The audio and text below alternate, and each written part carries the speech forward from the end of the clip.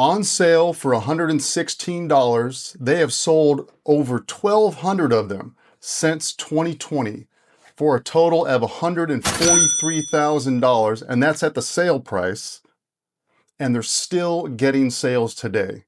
I'm going to do a quick tutorial on how to build this, and then I'll do a full profit breakdown of the material costs, shipping costs, etc., and what they might have actually profited from this product. And then I'm going to tell you a little, maybe not so little known secret about where a lot of these Etsy woodworkers get their ideas from for their items. First, head over Lowe's and pick yourself up one of these pine stair treads. They're 4 feet long, 11 1/4 wide, and 1 inch thick for just $15. Then you'll need to order a 17-inch long towel bar off of Amazon. I got some scrap pieces of that stair tread that I just showed you from Lowe's. I'm going to put the cut list here on the screen so you know exactly what cuts you need to make to do this project.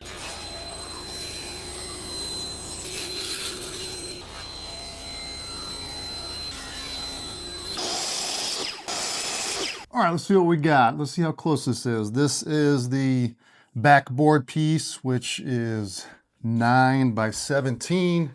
Here is the bottom shelf, which is 3 by 17. Top shelf, which is 8 by 3. Mid shelf, which is also 8 by 3. Let's see how it looks compared to the actual product. Pretty darn close.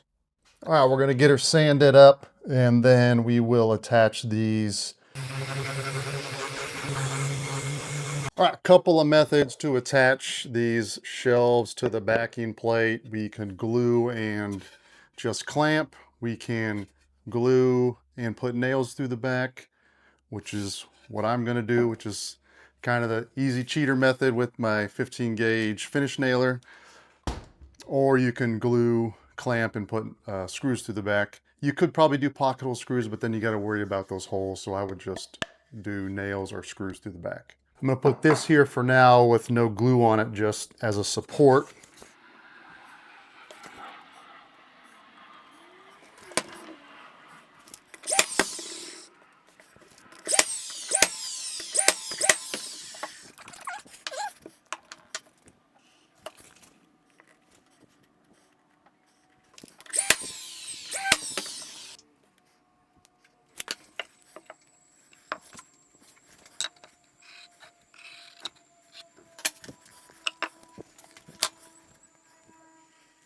Oh, you know what? I should probably make myself... I'm going to make a very light line on the front part just so I make sure this is all lined up correctly.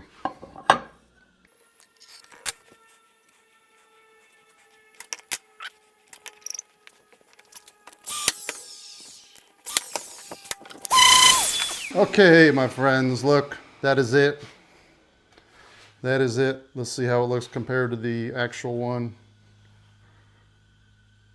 Pretty darn close. Okay, let's go get this stain. I'm going to do this in carbon gray again because like most of my stuff either goes to my wife or my daughter who recently got a new house. So carbon gray is what she wants.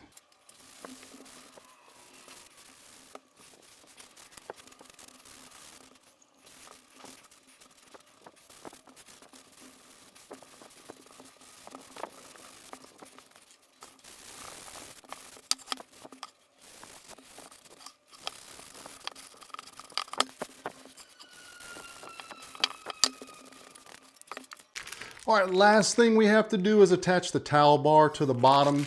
And naturally, again, the screws they gave me are way too long. The only replacements I have, unfortunately, are not pan head. They are flat, so it might look a little funny. You're not gonna notice it for this, but if you were selling this, you would want to get the right kind of screws because that is gonna stick out a little bit.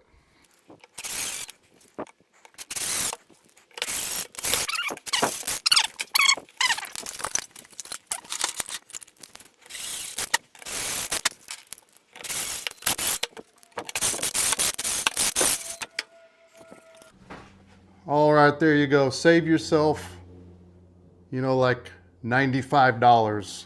Build one yourself. So on their site, there is actually no hanging instructions. It says, have it professionally mounted. Man, you don't want to pay a handyman $50 to come into your house, or probably even more than that, depending on where you live, to come in and hang something up. I'm using a simple French cleat. One side goes this way, the other side goes this way. That's on the wall already. Right there. And this one will go on the back the opposite way. Hook into each other and hang easy peasy. Lemon squeezy.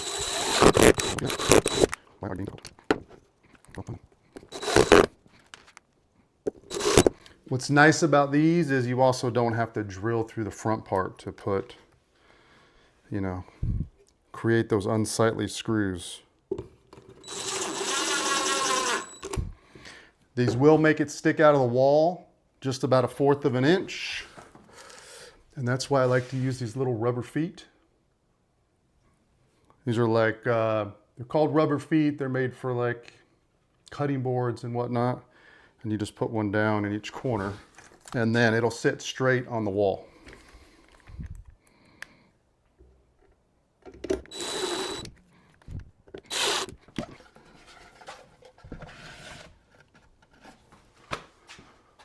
There we go.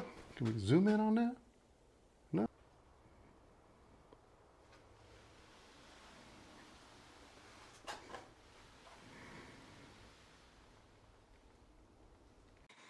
All right, let's go over our exact profit margin for this item.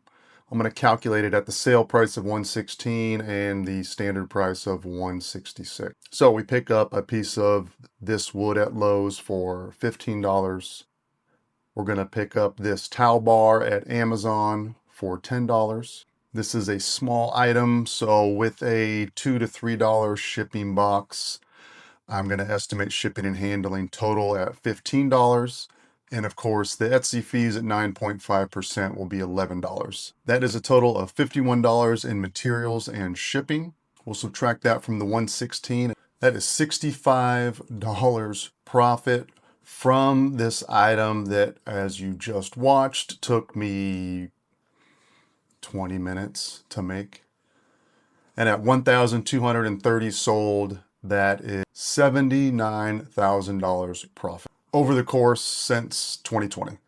If we do it at the sale price of $166, that is $141,000. That's really absolutely crazy. Now, I do get some comments in these videos, people kind of doubting that this happens or whatnot, that that's no way. So let me just show you from one of the items I sell in my Etsy shop that I have made $309,000 from. Now that's my gross, that's not my profit. But look at this here. This is from Etsy, so you can't you can't say no, Etsy, you're wrong. This is from Etsy. I've done a couple of videos about this, so if you want to go through my channel and check one of those out, I go over some of this stuff. But just to show the people that think, no way this happens on Etsy, it happens. All right, let's look at some competitors here that are very similar, almost the same as the same product. And of course, I don't know who started listing what first. This is a thing on Etsy. You know, people copy each other. It's happened to me. So yeah, some of these are getting sales. Some of them are not getting sales. This one's really nice. It's like one of those river tables, but hasn't gotten one sale yet. I don't know, maybe because it's a bit expensive, but looks great, I think. Kind of one of those Etsy mysteries. Why is this thing not getting sales? All right, and now for the part in the beginning where I said the open secret about where people get their ideas from. I probably should have rephrased that a little bit and been a little more clear. But what I see when I go on Wayfair, for example, is a lot of items that I will also see on Etsy that are supposedly handmade by people like me working out of their garage or whatnot. And of course, Wayfair is a conglomerate that sells furniture items from, you know, hundreds of different companies. And what I'm alluding to is that people get their ideas from these sites. I do know that when I was making farmhouse tables back in like 2015, 2016, a lot of people were making them and a lot of people were getting their designs. It seemed to me almost exact copies of what you would find on big websites like West Elm and Pottery Barn. So I know that was happening, or it's just one hell of a coincidence. So it could be similar here. Now, could it go the other way that some of these companies are copying people off Etsy? It certainly could.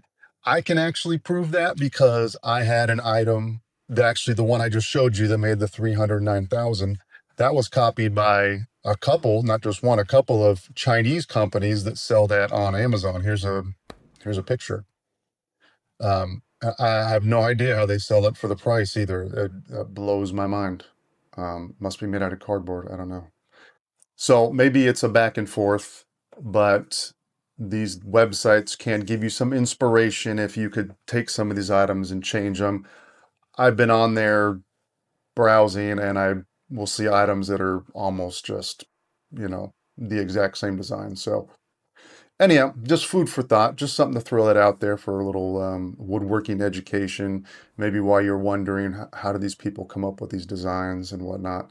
So, not saying it's all, not saying it's most, I don't know, but it's some for sure.